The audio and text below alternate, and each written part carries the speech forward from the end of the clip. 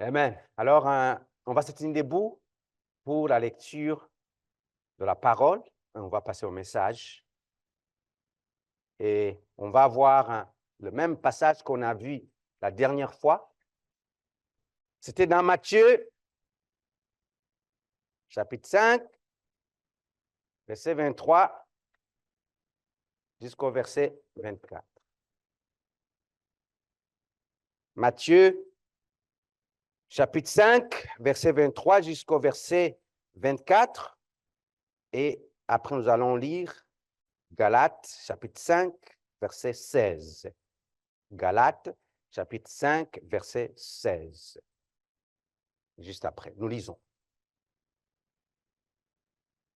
Si donc tu présentes ton offrande à l'autel et que là tu te souviennes que ton frère a quelque chose contre toi, laisse là ton offrande devant l'autel et va d'abord te réconcilier avec ton frère, puis viens présenter ton offrande. Galates.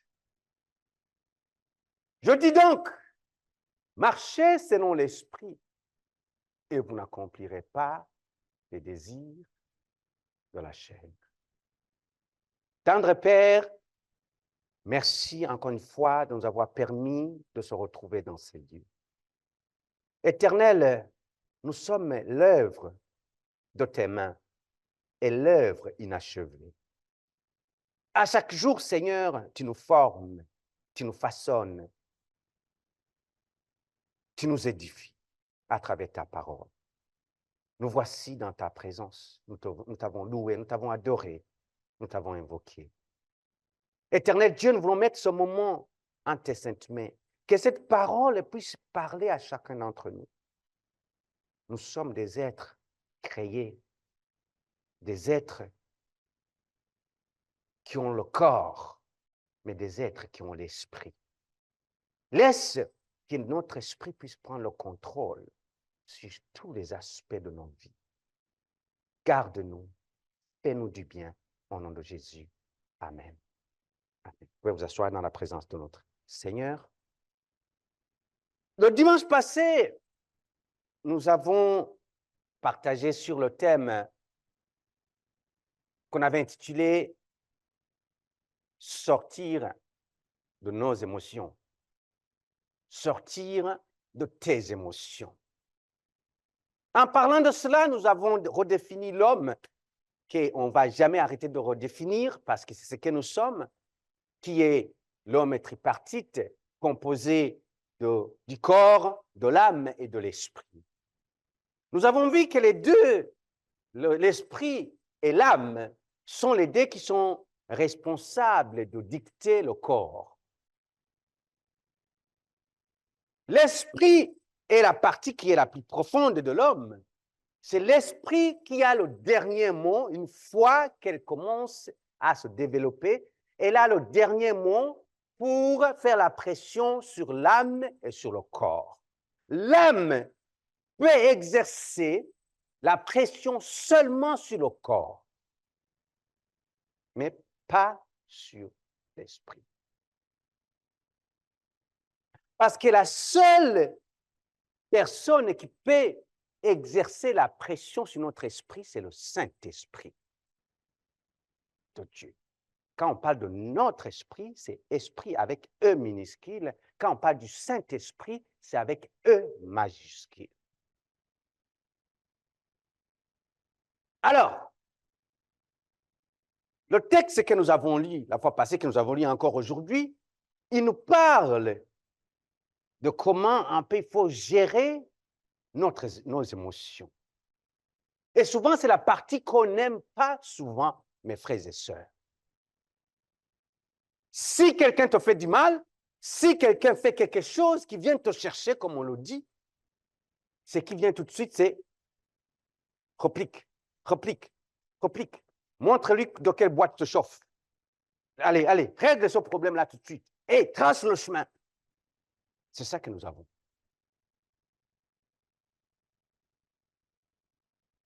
Mais la Bible va plus loin. Il dit maintenant, si tu oses faire quelque chose et que tu sais que tu as fait quelque chose qui est mauvaise, et que tu es venu devant moi et que tu as présenté une offrande, non, dépose cette offrande là-bas, retourne d'abord et fais la paix avec cette personne. Ça, tu ne peux pas y arriver avec l'âme, avec l'état de ton âme. L'âme, c'est direct, tout de suite, les émotions, les sentiments, la volonté, l'intelligence, tes capacités de planifier. C'est comme, OK, fais ça, fais ci, fais ça. Allez, allez, règle ça. Vous savez, la parole de Dieu n'est pas seulement des mots ordinaires, mes frères et sœurs, mais ce sont des mots remplis de puissance qui changent nos vies et renouvellent notre esprit. Mais la Bible est tellement pratique. On pense que la Bible, c'est juste spirituel, c'est juste... Non, la Bible est tellement pratique. Ceux qui vont vous dire que la Bible, c'est juste des écritures, c'est juste comme une histoire, c'est juste... Ah, cette personne ne connaît pas la Bible. La Bible est pratique. La preuve en est que quand vous allez voir la plupart de ces pays qui ont été fondés sur des bases chrétiennes, la plupart de leurs constitutions sont tirées de la Bible. Je vous ai montré l'autre fois, au niveau du Canada, de la Charte des droits et libertés, que c'est tiré de la Bible. Donc, la Bible n'est pas juste un livre d'histoire qu'on peut lire de ce qui s'est passé. Non, la Bible te parle, c'est la parole de Dieu. Ça te parle aujourd'hui, ça t'a parlé hier, ça va te parler demain. C'est un livre très pratique qui nous aide à être le genre de personnes spirituelles mûres que Dieu veut que nous soyons. Et donc, l'une des choses dans notre vie qui nous pose beaucoup de problèmes, parfois beaucoup de joie, mais très souvent beaucoup de problèmes, ce sont les émotions et nos sentiments. Avez-vous déjà fait quelque chose et tu te retournes, tu dis, oh my God, qu'est-ce que je viens de dire? Qu'est-ce que je viens de faire? Je viens de tout gâcher. Est-ce que ça vous est déjà arrivé? Ça, c'est parce que tu as opéré dans tes émotions, tes sentiments. Ce n'est pas quelque chose que tu as planifié. Des fois, c'est quelque chose comme tout de suite. Tu dis comme, qu'est-ce que tu viens de faire? Est-ce que tu l'avais planifié? Non. Mais c'est venu comme ça parce que dans ta nature, dans ton âme, il fallait que tes émotions puissent s'exprimer. Parce que ton âme est continuellement en train de faire pression sur le corps.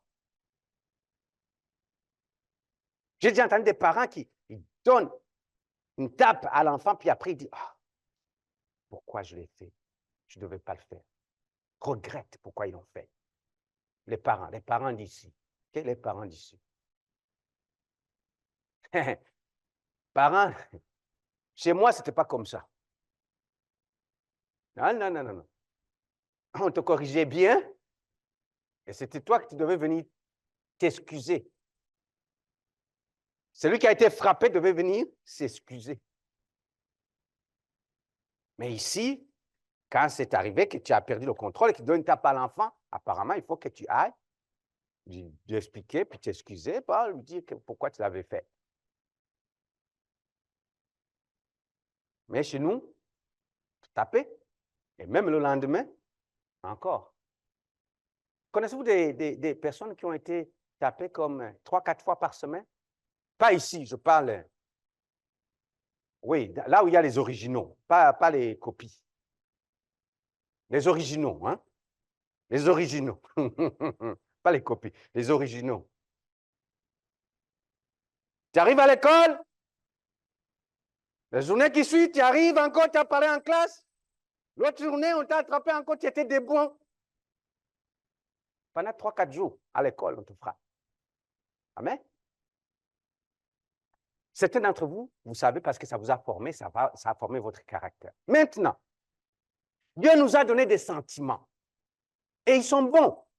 Je ne suis pas en train de dire qu'ils sont mauvais. Dieu nous a donné des sentiments. Mais quand nous allons opérer au niveau de ces sentiments, seulement c'est là où les sentiments qu'il nous a donnés deviennent mauvais.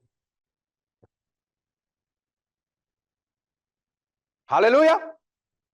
Je vais y aller doucement, je vais vous donner ce que j'ai à vous donner. Vous savez, vous pouvez vous coucher avec un sentiment différent et vous réveiller avec un sentiment le lendemain qui est différent. Quelqu'un a déjà vécu ça?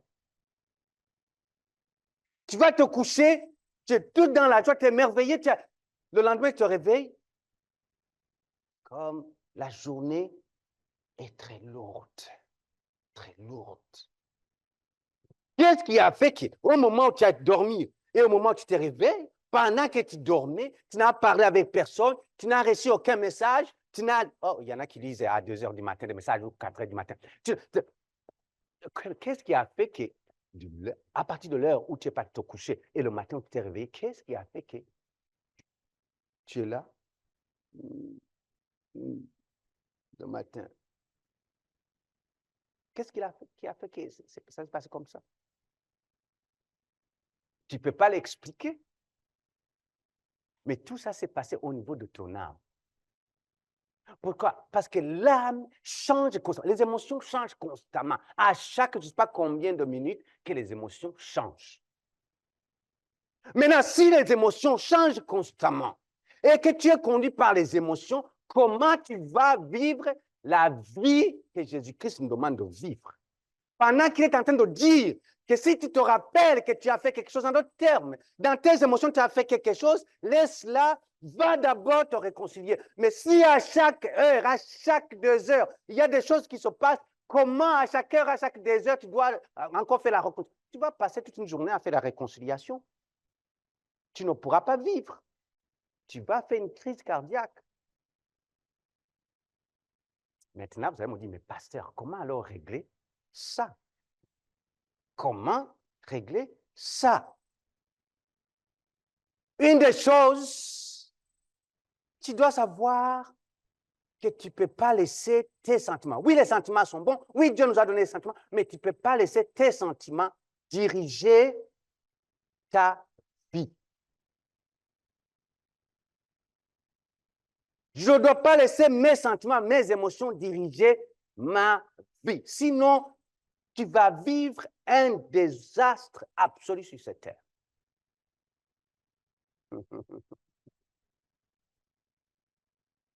Vous savez, la plupart des personnes qui s'appellent chrétiens, toi et moi, une des choses qui nous empêche de plaire à notre Dieu,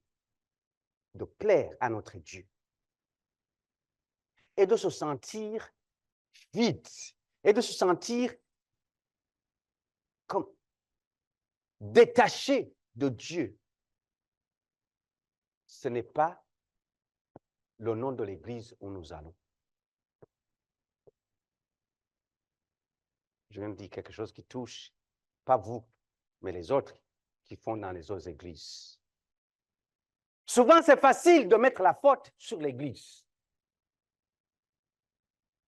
J'en ai déjà entendu plein, pas ici, mais les autres. Oh, tu sais, dans notre église, oh non, pourquoi on n'a pas des soirées prophétiques où on prophétise? J'ai dit, mais la prophétie est où? Tu as une prophétie dans la Bible. Qu'est-ce que tu as fait d'abord avec la prophétie qui est dans la Bible? Qu'est-ce que tu as fait avec la prophétie qui est dans la Bible? Les plus grands prophètes ne sont pas ce qu'on voit qui circule présentement. Les plus grands prophètes sont dans la Bible. Et la prophétie qui a été donnée dans la Bible, c'est pour te servir, toi et moi. Dès que tu parles comme ça, quand ces chrétiens-là parlent comme ça, je leur dis, sors de tes émotions. Ce sont des chrétiens charnels, mais qui pensent que ce sont des chrétiens spirituels. Beaucoup de chrétiens, ils pensent que c'est le nombre de programmes de l'Église qui vont faire que tu puisses devenir un vrai chrétien. Ce n'est pas les programmes de l'Église. Tu peux être dans une église où il y a des programmes de lundi à dimanche. Et tu vas vivre le désastre absolu dans ta vie. Parce qu'en toi, tu opères au niveau des sentiments seulement. Alléluia.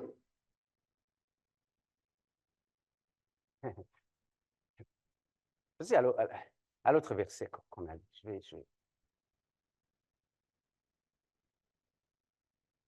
Galates. Alléluia.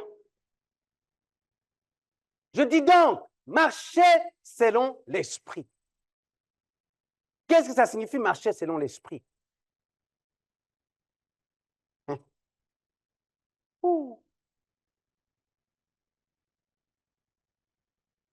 Quand nous naissons, quand on dit la nouvelle naissance dans la Bible, quand on parle de la nouvelle naissance, alléluia, vous vous rappelez de l'histoire de Nicodème? Qu'est-ce qu'on lui a dit? Il faut que tu sois né de nouveau.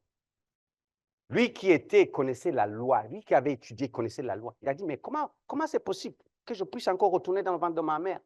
Il dit, non, non, non, ce n'est pas ça qu'on a dit.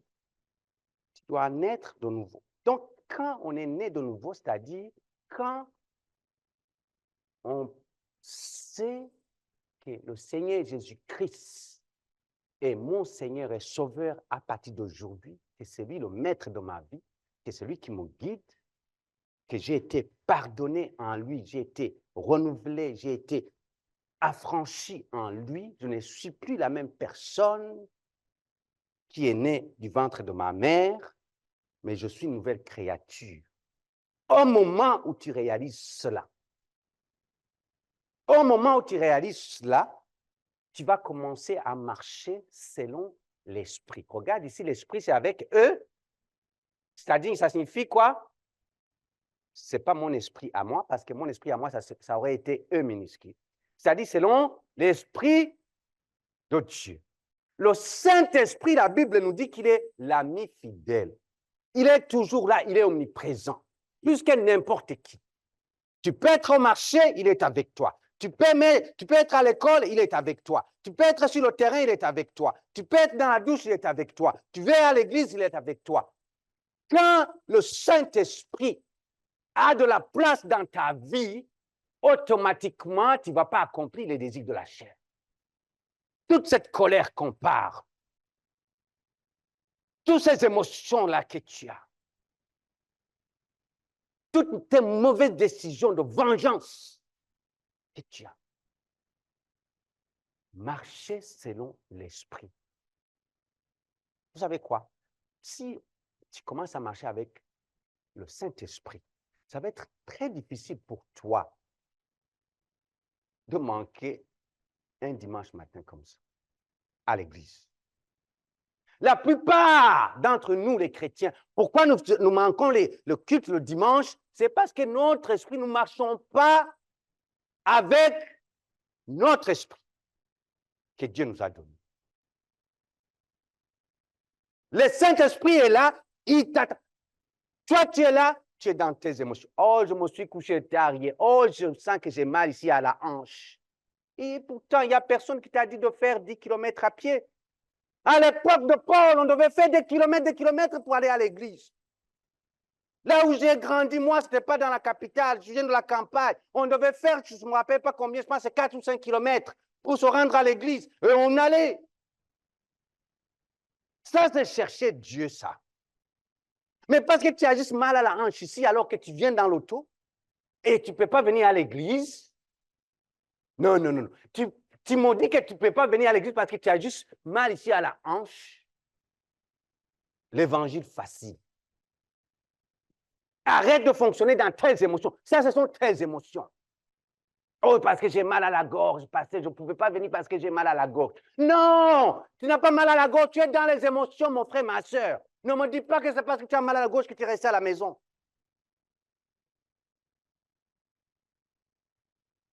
Oh, je ne suis pas venu à l'église parce que mon fils ou ma fille ne se sent pas bien aujourd'hui. Et pourtant, si je viens te visiter après l'église, je vais voir que l'enfant est en train de courir dans la maison. Amen, les parents. On dit que les parents, Dieu nous a donné des enfants pour les amener comme excuse devant lui.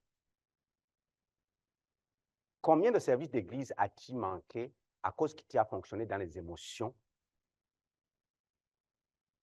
Et maintenant, ça arrive un problème, ça arrive. Et là, maintenant, tu veux être un homme ou une femme spirituelle parce que tu es dans les problèmes. Mais Dieu ne te reconnaît pas. Tu viens vers lui.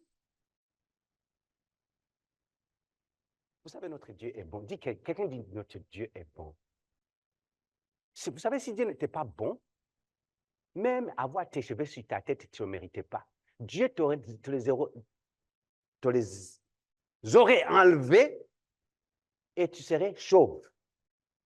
Qu'est-ce que tu allais faire? Ici, qui a le droit à avoir des cheveux? Qui a le droit? Qui peut dire j'ai le droit d'avoir les cheveux? Personne. Va prendre une photo puis enlève tes cheveux. Regarde comment tu ressemblerais sans cheveux. Et au moins, c'est pour ça, remercie le Seigneur. Dieu est bon. Dieu est bon. Tu rentres dans une auto, tu conduis l'auto ne s'est pas mis en deux morceaux au milieu de la rue et tu es arrivé à destination. Dieu est bon. C'est parce que nous ne comprenons pas la bonté de Dieu. Le jour où tu vas comprendre la bonté de Dieu, oh God, my God. Les chrétiens d'aujourd'hui, laisse-moi vous dire, vous n'allez pas. Un jour, je vais prêcher sur la bonté de Dieu. La Bible nous dit que la bonté de Dieu se renouvelle. Si tu peux comprendre la bonté de Dieu, le jour où tu vas le réaliser, pour toi, marcher dans l'esprit, être connecté à Dieu ne sera plus une corvée, mais ça sera un style de vie. Parce que tu vas savoir que ce que tu es aujourd'hui dimanche, c'est à cause de la bonté de Dieu. Que ce que je suis lundi, c'est à cause que Dieu a pourvu. Ce que je serai après-demain, c'est à cause que... Quand le médecin va me dire cela, je sais qu'à cause de la bonté de Dieu. Ce n'est pas à cause de toi, c'est pas... Ah. Le problème, on est trop dans l'émotion. Parce que tu es capable de faire la coiffure qui va bien avec ta tête, tu es capable d'acheter l'habit qui va bien avec ta taille. Et là, maintenant, tu penses que tu es au contrôle de tout, on top of the world. C'est la bonté de Dieu qui t'a permis. Tu commences à t'enorgueillir. Et maintenant, tu commences à être ce chrétien que moi, venir à l'église ou servir à l'église, c'est une faveur que je fais. J'ai déjà entendu quelqu'un dans l'église me dire, oh non, pasteur, non, il n'y a pas de problème, je vais venir vous aider à l'église. La personne de l'église, hein, il dit, je vais venir vous aider. Allez. Aider qui? Moi.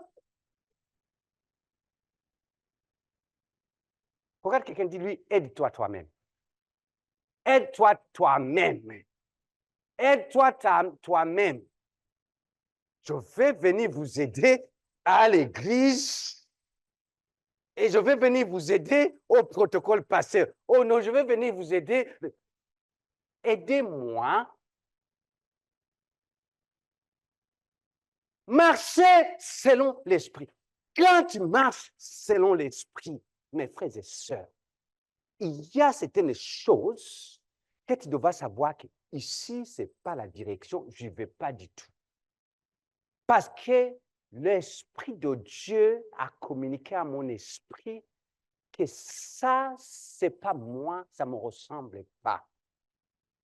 Le problème, pourquoi vous êtes dans ce que vous êtes, c'est parce que ce que vous voyez vous ressemble.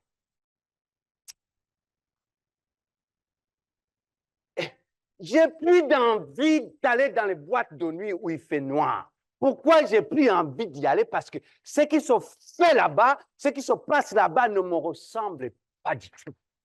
Ce qui est à moi n'a rien à voir avec l'obscurité qui est là. Pourquoi on ne fait pas les boîtes de nuit le jour? Je me suis demandé, pose-toi les questions. Pourquoi les boîtes de nuit ne se font pas de 11 h du matin jusqu'à 13 h? Donne-moi la réponse. Donne-moi. Donne-moi. Donne-moi. Pourquoi? Alléluia. C'est l'esprit des ténèbres. L'esprit des ténèbres est contraire à l'esprit de lumière. Et la Bible nous appelle, nous, les enfants de lumière. Les enfants de lumière n'ont rien à voir avec les enfants des ténèbres. La prochaine fois que ton ami va t'inviter pour aller, tu vas lui dire, je suis un enfant de la lumière. Là-bas, ce n'est pas à moi. Là-bas, ce n'est pas à moi. Comme des fois, tu peux l'inviter de venir à l'église, il dit non. C'est la même chose. Il t'invite d'aller là, tu dis non. C'est bien les jeunes? Ceux qui ont l'âge là d'aller faire le pâté? Allez, allez. Tous ceux qui ont l'âge d'aller faire la fête. Amen. Je dis donc, marchez selon l'esprit et vous n'accomplirez pas les désirs de la chair. Il y a un autre verset, si le multimédia peut nous donner ça, s'il vous plaît, pour que je puisse conclure. Or, ça c'est Romains chapitre 8, verset 8. Or, ceux qui vivent selon la chair, regarde-moi ça, ne sauraient plaire à Dieu. Amen. Vous savez, là où le diable nous a eu, les frères et sœurs, c'est parce que le diable nous a caché certaines choses. Quand on parle de ceux qui vivent selon la chair, tout de suite on va voir celui qui va voler, celui qui va tuer, celui qui va beaucoup manger, celui qui va faire la fornication. C'est juste ça qui nous vient dans la tête. Non. Quelqu'un qui passe un an sans lire un verset de la Bible, il vit comment? Il vit comment? C'est quoi qui guide sa vie? Ce n'est pas la Bible qui guide sa vie. Cette personne vit selon la chair. Parce que c'est la parole de Dieu qui doit te parler en tant que personne spirituelle. Ton esprit, c'est seulement le Saint-Esprit qui peut lui parler. Et l'humanité autour de nous est remplie d'enseignements au niveau de la chair, au niveau de nos émotions, au niveau de notre volonté. Hey, des théories comme « Oh, sois toi-même »,« Oh, be yourself »,« Be original »,« Sois original ». Hein, c'est ça le message d'aujourd'hui. Hein? TikTok, c'est ça qu'on nous enseigne. Je sais pas, Instagram, c'est ça les jeunes. Oh, sois original, invente la mode, invente ceci, invente cela. Ça, c'est vivre selon la chair. Parce qu'une fois que tu es rendu là-dedans, il n'y a plus de limite. C'est ce qu'on appelle l'évangile libéral. L'évangile libéral, c'est quoi? C'est comme, fais ce que tu veux comme tu veux, Dieu va comprendre.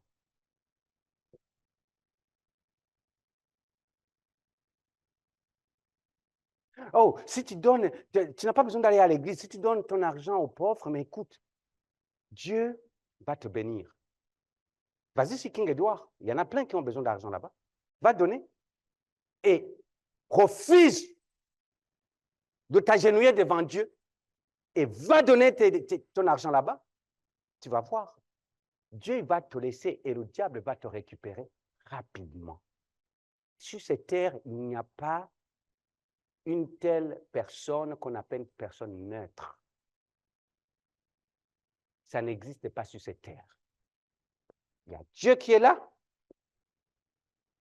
Satan qui est là. Dès que tu sors de la présence de Dieu, Satan, il est prêt à te récupérer à 200 km/h. Ceux qui vivent selon la chair. Beaucoup d'entre vous, vous savez, il y a des choses qui vous arrivent. Et des fois, c'est des choses que vous avez, ce ne sont pas des choses que vous avez planifiées. C'est des choses qui viennent et qui contrôlent les aspects de votre vie.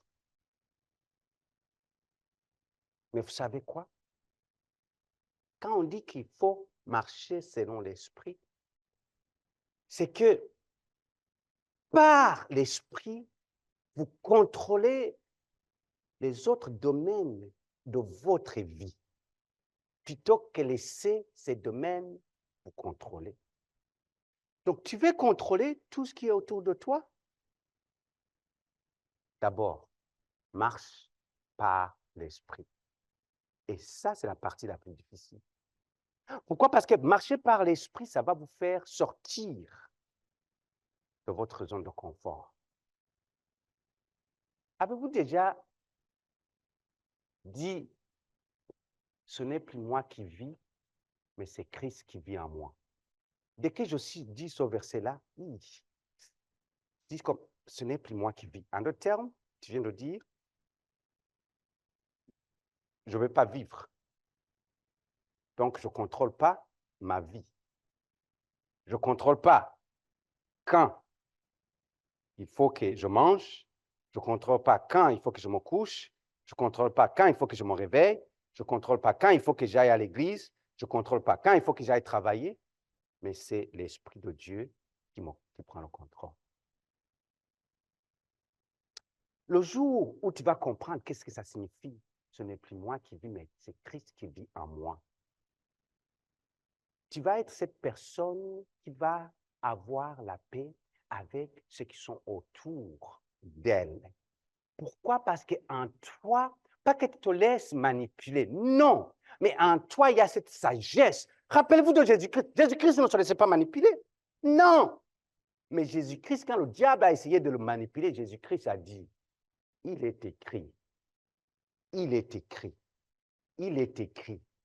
L'Esprit m'a dit, l'Esprit m'a montré. Vous savez, quand tu commences à dire, tu sais, tu m'as dit qu'il faut que je triche un peu ici, mais la Bible dit que, écoute,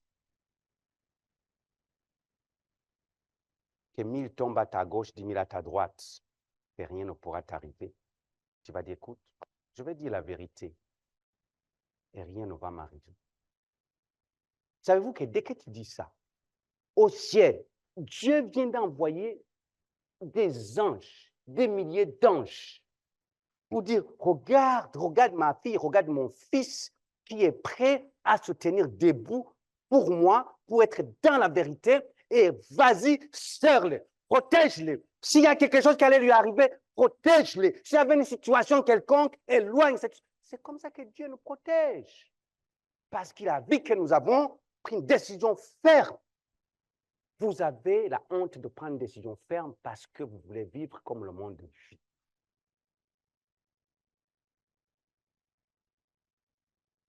Je vais continuer dimanche prochain. J'ai quelque chose pour vous dimanche prochain. Aujourd'hui, j'ai juste introduit les émotions et les sentiments. Vivre, marcher selon l'Esprit de Dieu. Tu contrôles tout ce qui est autour de toi et non pas ce qui est autour de toi qui te contrôle. Les jeunes, quand vous allez à l'école demain ou après-demain, vous avez l'Esprit de Jésus-Christ en vous.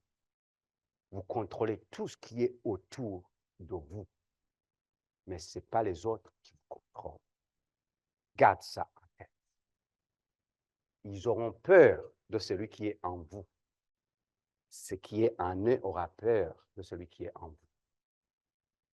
Parce que Dieu a vu que tu as pris une décision de lui être fidèle et Dieu va envoyer les anges pour qu'ils puissent bien planifier, aplanir le chemin et t'amener autour de toi ces jeunes, ces amis qui vont être là avec toi pour t'aider à devenir meilleur encore demain. Vous comprenez bien les jeunes. Pour tout le reste, les parents, les adultes, vous allez travailler, vous avez des situations que vous gérez. Tout ce qui est autour de vous, tout ce qui est autour de vous, que ce soit à l'envers, que ce soit tout ce qui est autour de vous, vous devez savoir que si vous marchez avec l'Esprit de Dieu, Dieu, tu ne sais pas, ne t'inquiète pas de comment ça va être fait. Dieu sait. Dieu sait.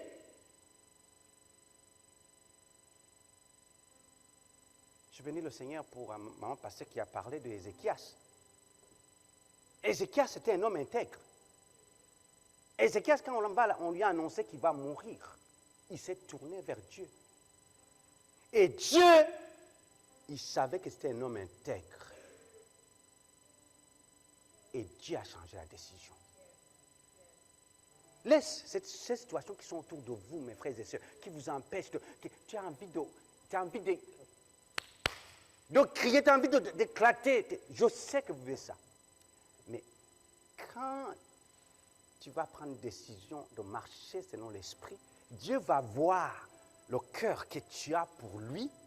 Et ces situations-là, Dieu a une façon de les changer pendant que tu dors.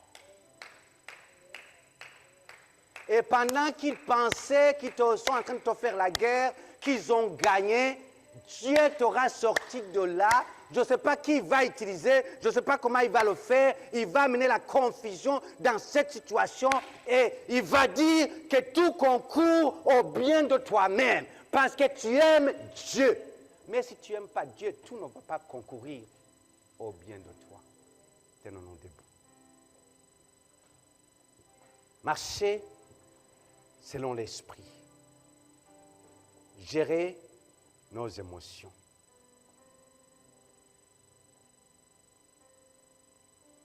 Ici, tout le monde, à un certain moment, vous avez eu affaire à des défis.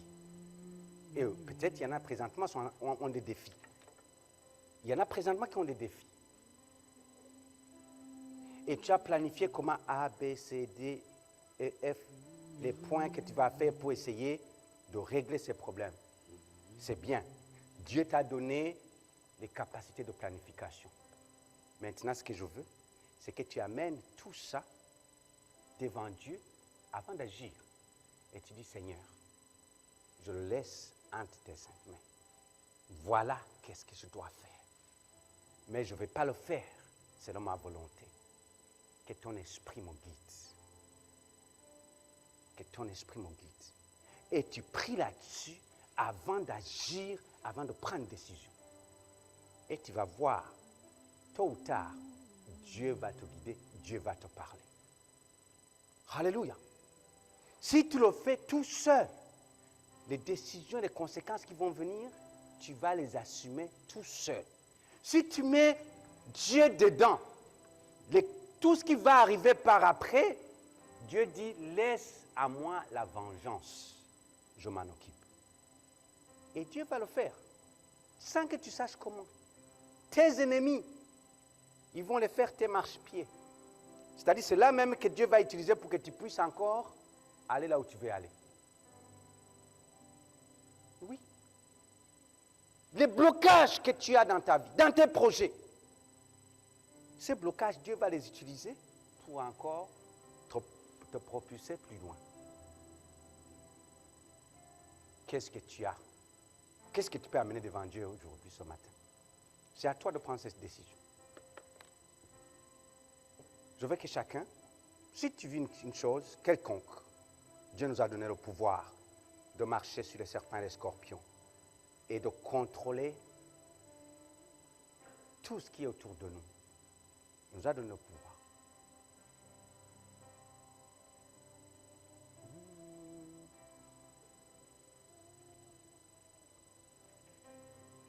Alléluia. Seigneur, je viens pour ce frère, cette sœur, ce papa, cette maman, Éternel Dieu qui est en train de traverser une situation quelconque. Seigneur, c'est dur humainement et que cette personne est en train de prendre une décision qui va l'amener à une conclusion qui des fois peut lui amener dans des problèmes. Ce que Seigneur je demande, c'est que dans ton amour infini, dans ta grâce infinie Seigneur, permets à cette personne qui est en train de prendre cette décision, Éternel Dieu, que d'abord elle puisse amener ça devant toi. Que ton esprit puisse le guider dans cette décision. S'il y a quelqu'un qui avait pris une décision, Éternel Dieu, qui n'est pas en rapport avec la parole de Dieu, au Dieu Tout-Puissant, que le Saint-Esprit puisse lui parler, puisse lui convaincre.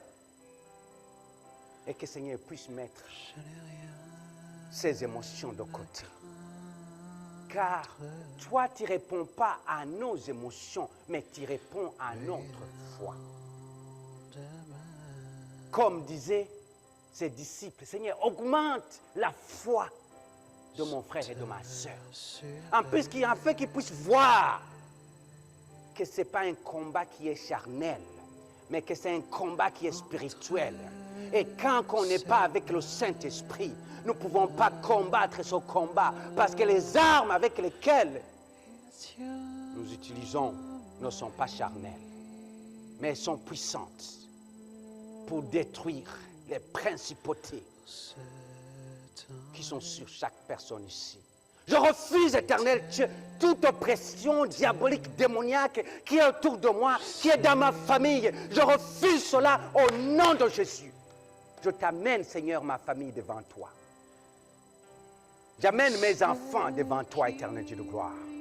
Je déclare que leurs combats sont mes combats. J'amène ma famille tout entière, Éternel Dieu. Qu'ils soient sauvés ou non, Éternel. Qu'ils soient en Europe, en Afrique, en Amérique, partout se trouvent, Seigneur.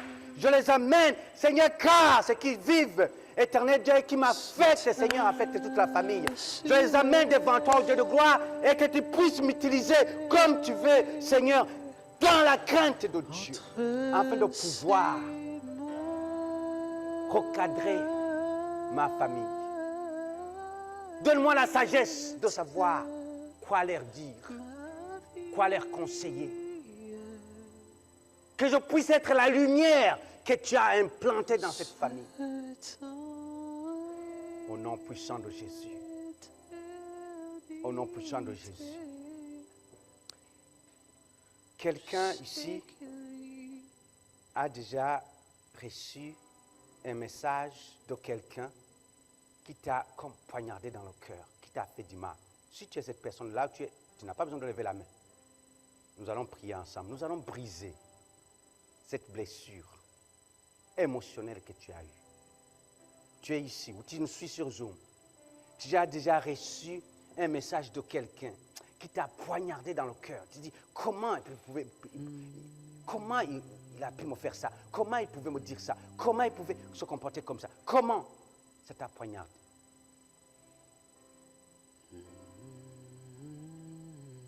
Ça peut être dans ta famille, ça peut être dans ton travail, ça peut être dans tes business, ça peut être dans l'église, ça peut être... Tu as déjà eu un message qui t'a... Et suite à ça, tu n'es plus la même personne. Ça fait mal. Mais nous avons brisé cela car Dieu nous a donné l'autorité de marcher sur les serpents et les scorpions et rien ne pourra nous nuire. Éternel Dieu, je viens devant toi, j'amène mon frère, ma soeur, qui a vécu une situation que présentement, Seigneur, ça lui dérange, ça lui ronge, Éternel Dieu de gloire. Avec une situation, Seigneur, qu'il a démoli, qu'il a détruit. Mais Éternel Dieu, c'est toi qui renouvelles chaque jour. Seigneur, que tu puisses renouveler, Seigneur, alléluia, cette personne. Et que l'esprit de vengeance, et que l'esprit, Seigneur, alléluia, cette blessure, cette cicatrice, qui ne parviennent pas à guérir, au nom de Jésus, Seigneur, que tu restaures sa vie. C'est dur, mais éternel Dieu, tu vas le faire. Nous ne savons pas comment tu vas le faire. Nous ne savons pas quand tu vas le faire. Nous savons pas. Éternel Dieu, fais-le. Car tu as dit que tu es le Dieu de l'impossible. Nous te l'avons seulement apporté, éternel Dieu. Je me suis mis, Seigneur, en accord avec mon frère, ma soeur. Au nom de Jésus. Au nom de Jésus. C'est une femme spirituelle, c'est un homme spirituel. Éternel Dieu, que tu sois à son secours. Car c'est toi seul. C'est toi seul. C'est toi seul. Au nom puissant de Jésus.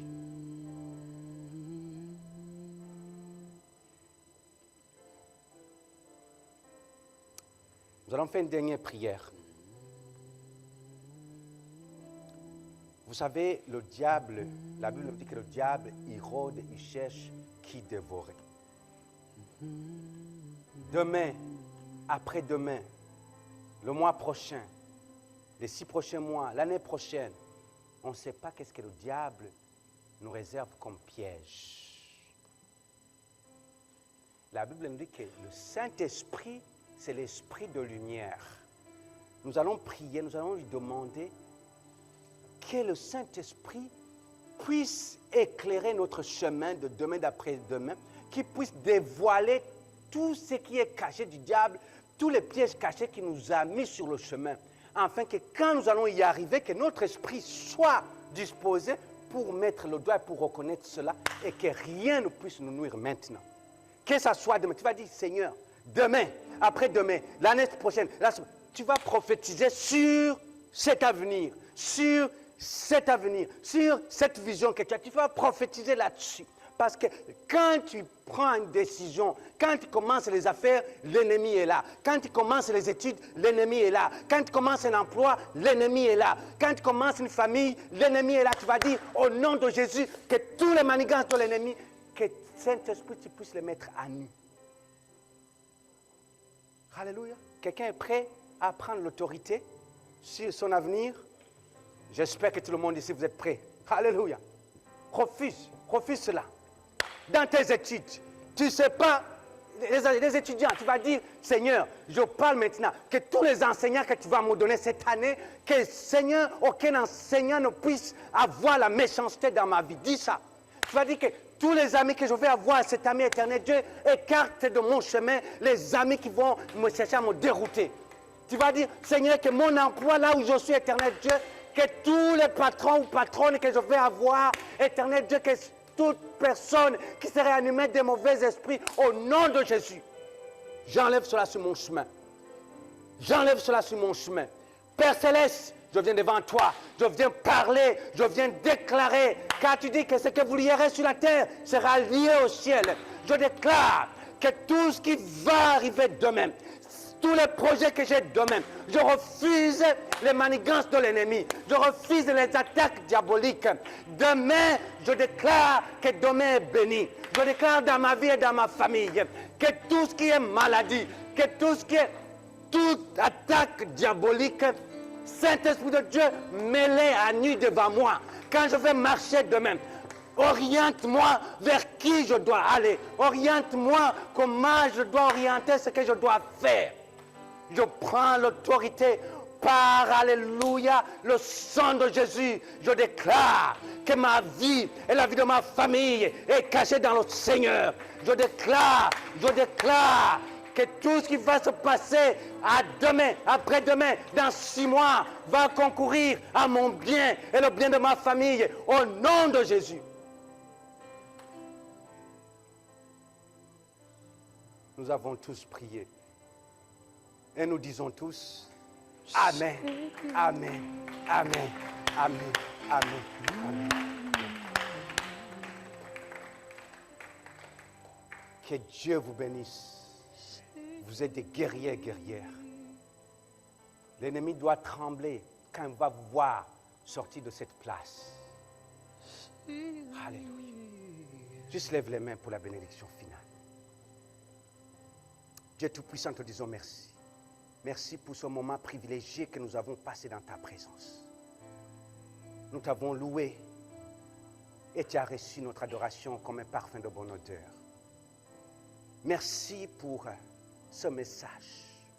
Éternel, nous savons que nous ne sommes pas n'importe qui. Les émotions sont là, les sentiments sont là, tu nous les as donnés. Mais éternel Dieu, ton esprit doit prendre le contrôle. Qu'à partir d'aujourd'hui, éternel, tu nous guides. Que ton esprit soit notre guide premier avant toute autre chose. Pendant que nous allons quitter ces lieux, éternel Dieu, que tout ce que nous allons rencontrer sur le chemin, aujourd'hui, demain, après-demain, nous déclarons que nous avons la victoire, car nous serons avec toi.